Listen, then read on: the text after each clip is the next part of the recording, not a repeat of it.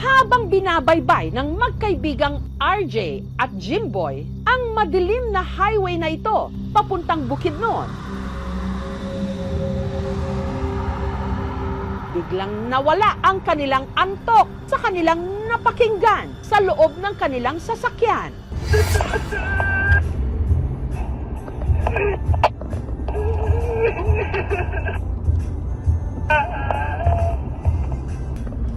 Bro, ilak, istorya na siya, di na mo masabtan. Kusog na kayang ilak.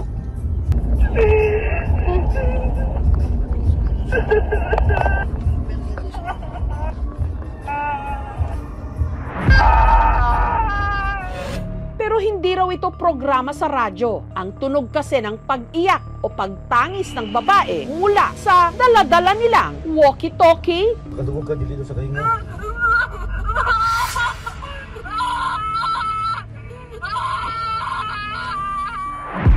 Pero ang nagpatindig daw sa kanilang balahibo, ang tila nakikipag-usap sa kanilang babae, hindi raw nila kasama at lalong-lalong hindi nila kilala. Hindi na mo matabangan, ma'am. Paulay na lang, ma'am.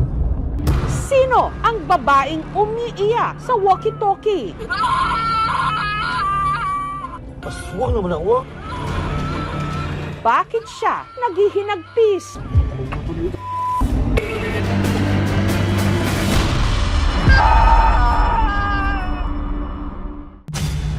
Madaling araw, noong February 25, nang bumiyahe ang grupo ni na RJ mula Davao City patungong Valencia, Bukidnon. May rescue kaming sasakyan sa Valencia. Exactly 1:30, umalis na kami ng Davao City. Kami yung unang sasakyan sa convoy. Ako yung nasa passenger seat. Habang sakay naman ng kasunod na pick-up, ang kapatid ni RJ na si Louie at ang mekanikong si Rap Rap. Dahil wala raw signal sa ilang lugar na kanilang dadaanan, minabuti nilang magdala ng walkie-talkie. Pansamantala silang huminto bandang 3:00 ng madaling araw. Bumaba kami dalawa ni RJ ng sasakyan. Pinuntahan namin yung kapatid niya sa kabilang sasakyan. Habang nagsisigarilyo ang kanilang grupo, lumingon-lingon daw sila sa kanilang paligid. Sabi ni RJ na, alawang, sementeryo, manday na Kita mo talaga yung mga nicho, tsaka may mga atip. So after nung yosi namin, sir, umalis na kami. Pero hindi pa man daw sila nakakalayo. Tumunog bigla yung radyo namin. Laking gulat daw ni na RJ nang ang kanilang narinig. Hindi boses ni Louie at Rap Rap. Bata na tumatawa. Mga 6 seconds ata yun, sir. Nagulat kami, parang binaliwala lang namin, baka nasagap lang gano'n. So, mga after 5 minutes po, Tumunog na naman ulit. yun na, may umiiyak ng babae.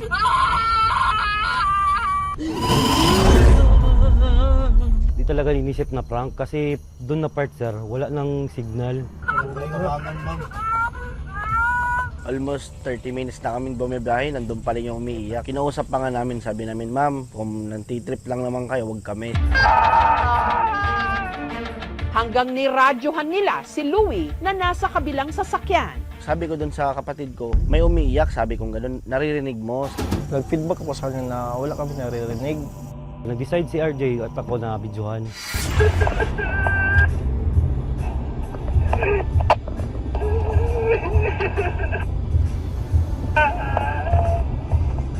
Istorya na siya ng puto lang, no? Gandhi. Bro. Loy. Kaya karon.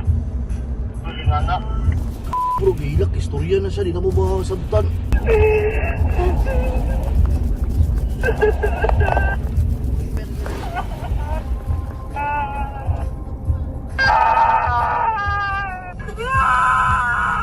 Klaro na kayo, ma'am. Ma'am, saan man yung ginabatsyag, ma'am? Tagadugog ako balahibo ba, promise. Malungon ako ni ma'am. Maraminan ako. Spirito, gito. Nagmurog ang mga tail ba? I-off na nila yung walkie-talkie nila. Nag-undo talkie nila. Yun na naman yung umiiyak. mas lalo pa raw tumindig ang kanilang balahibo sa mga sumunod na nangyari. Tumawag bigla si Louie sa walkie-talkie. Sabi niya sa amin na may nakasakay daw sa likod ng sasakyan namin. Tinignan namin, sir, sa likod talaga. Wala namang nakasakay. Tuluyan na lang daw natahimik ang boses sa walkie-talkie nang nakarating sila ng overview sa bayan ng Quezon. Natutrauma kami, sir, kasi maraming pumapasok sa isip namin. Sabi ng partner ko, itapon na lang talaga yung walkie-talkie na ginamit namin. Habang ini-interview ng aming team si RJ, ang ilaw ng sasakyan na gamit nila sa shoot, Wala, nag-unlock. biglang namatay. Lobat na. Patay. I-andar na lang, Wang. Wait. Kasi pag nalobat yun, hindi na i-start yun ulit eh. Tsaka wala namang remote to na namamatay yung sasakyan, di ba? Kinakabahan, sir, ganun. Parang bumalik sa ano ko, sir, ulit yung nangyari. Ang plano sana namin doon, sir, is parang balikan doon yung kung saan kami nag-stop. Baka doon galing yung mga espiritu na nakapasok doon sa radyo. Hinanap ng aming team ang di umano libingan kung saan huminto sina RJ. Madalas po ba yung aksidente? Pinuntahan din nila ang overview sa bayan ng Quezon, ang lugar kung saan daw huling nagparamdam ang babaeng umiiyak sa walkie-talkie kina RJ. Hanggang sa may nakapagkwento sa kanila na nito lang Oktubre, may 2 namatay sa lugar. Hinanap namin ang mga kaanak ng biktima Dapat tayo yung mama. Umog tayo niya na yun. para bigyang linaw ang misteryosong umiiyak sa walkie-talkie. Nitong Huwebes, kasama ang paranormal investigator mula Davao na sina Dean at Dings, bumalik sina RJ, Jimboy at Louie sa lugar. Maririnig kaya ulit ng grupo ang pag-iyak ng babae. Tingog oh. Tingog. Nakuha ni mo. Tingog. Tingog. Sino ba talaga ang nagsasalita sa walkie-talkie? Pakinggan natin Kusga. Kusga. Ang lood nun eh. sa aming pagbabalik. Ang biyahe pa Valencia Bukidnon ng grupo ni na RJ at Jimboy na gambala nang sa kanilang daladalang walkie-talkie may kakaibang tunog. Kadungog ka dito sa kanina.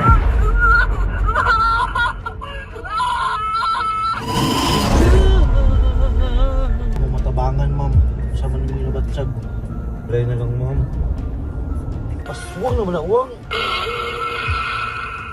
Para mabigyang linaw ang misteryo sa likod ng boses, bumalik ang grupo sa kahabaan ng tinatawag na overview sa bayan ng Quezon dito sa Bukidnon, kung saan daw nila huling narinig ang pag-iyak. Marami na pong namamatay sa area na po yun. Nahanap ng aming team ang di umano kaanak ng mga biktima, ang magkapatid na Eman at Elson. Mama at papa ko yun doon sa overview na tabunan. May ate ka rin tsaka yung anak niyang bata na na-landslide din. Diyan ako na eh. Kurbada. Ipinarinig namin sa magkapatid ang nai-record na iyak ni na RJ sa walkie-talkie. Dapat tayo yung mama. Umog tayo niya na yun. Pitapit na po tingog sa akong mama ba. Ko alam kung bakit kung sila may magparandam, baka silak po ka sa mahinumduman mo sila ba. Pagkagat ng dilim, binalikan din ni na RJ, Jimboy at Louie ang di umano sementeryo kung saan sila nag-stop over. Sa pagkakataong ito, kasama na ang paranormal investigators mula Davao na sina Dean at Dings. Dala ang parehong walkie-talkie, muli nilang binaybay ang kalsada na kanilang dinaanan. Hello. Habang sa radyo ni na RJ at Jimboy, may rumihistrong static na ingay. Nag-static sa mo, nag-static. Nagdesisyon ang grupo na lumipat ng channel sa walkie-talkie. Nang biglang, Tahan man masara niya mo parang siya man ang Diba? hari man siya Yan. parang angat-angat. Ibang lingwahe yun, sir. Bayo tugas na.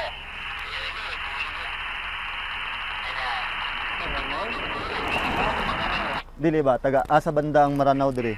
Malayo, sir. May harapan pa lang, sir. Bali, yung explanation nito kasi once may taas na antena yung base, tapos malapit ka, di ba, 500 meters, mag-adapt talaga sila, makuha yung signal. Dito kasi sa area namin, maraming lingwahe, Bisaya, Ilonggo, Muslim. Sinubukan din ni Nadine na kausapin ang di umano kaluluwa ng babae gamit ang electromagnetic field sensor. Nga, manguli na may, lood na may, kusga.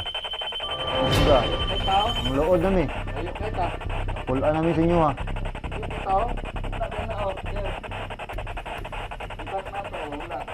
Ay lang ilagay.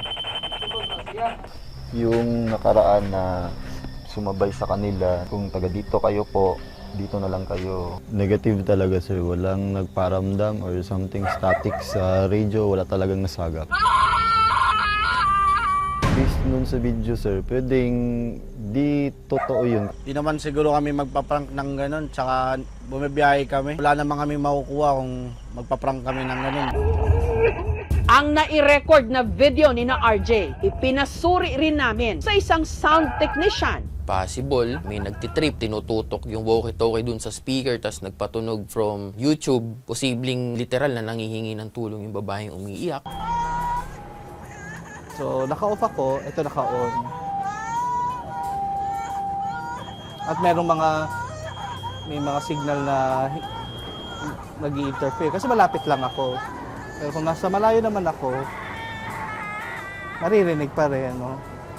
Ibig sabihin kahit sa malayo ako, no, mga 1 kilometro, hanggang 5, kaya tong walkie-talkie. Kapag sobrang lakas ng signal na sa ibang transmitter, pwede itong marinig ng iba, kahit sa ibang channel or kahit sa parehong channel. Paliwanag naman ng isang electrical engineer, ang iyak na narinig ni na RJ, maaaring nasagap lang daw nila mula sa ibang radyo. Mga bandang mga alas 12 ng mga hating gabi hanggang madidiling araw, may mga pagbabago sa atmosphere, tinatawag na atmospheric variation, pwedeng maka-apekto doon sa propagation ng signal. No? Halimbawa, sa Batanes, nakarinig sila ng signal galing Taiwan. Kung gawa lang po ito ng tao, wag na silang mang-trip kung ganun man kasi baka madisgrasya pa yung mga tao na nagmamaneho. Boses nga ba mula sa kabilang buhay o sadyang ginawa lang para umingay? Hatiman ngayon ang opinyon hinggil sa boses na nai-record ng magkaibigan para kina RJ at Jimboy, ang kanilang narinig nung gabing yon magbibigay raw sa kanila ng kilabot habang buhay.